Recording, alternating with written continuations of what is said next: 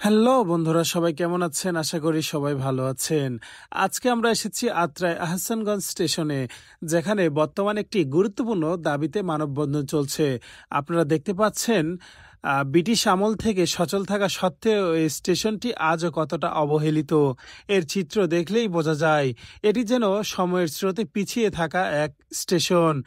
প্ল্যাটফর্মটি এখনও সেই আদি যুগের ইটের তৈরি, আধুনিকতার কোনো ছোঁয়াই এখানে নেই।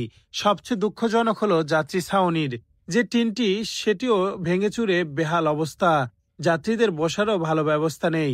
অনেকে বাধ্য হয়ে ভাঙাচুরা জায়গায় বসে অপেক্ষা করছেন। বর্ষা মৌসুমে এখানকার ভোগান্তি আরও বাড়ে, যখন বৃষ্টির কারণে যাত্রীরা ঠিকমতো দাঁড়াতেও পারে না। আমাদের আত্রাইবাসীর মূল দাবি স্পষ্ট ও জোরালো। এক, ঢাকাগামী সকল ট্রেনকে এই স্টেশনে অবশ্যই স্টপেজ দিতে হবে। এই ঐতিহ্যবাহী প্ল্যাটফর্মটিকে অবিলম্বে আধুনিকায়ন করতে হবে এবং যাত্রীদের জন্য পর্যাপ্ত সিট ও সুযোগ সুবিধা নিশ্চিত করতে হবে। বর্তমান যে দুটি ট্রেন এখানে থামে, সেগুলোতে পর্যাপ্ত সিট না থাকায় যাত্রীদের চরম ভোগান্তি পোহাতে হয়। এই সমস্যাগুলো দ্রুত সমাধান হওয়া দরকার।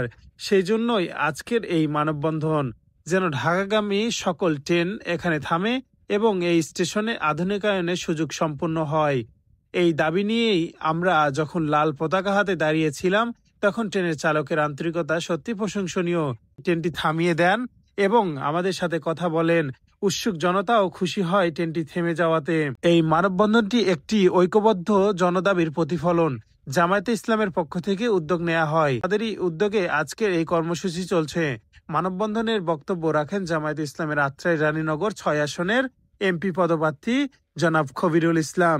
বিশেষভাবে অনুরোধ, ভিডিওটি আপনারা শেয়ার করবেন, যেন আমাদের এই জোরালো দাবি আরো দূর দূরান্তে পৌঁছে যায়।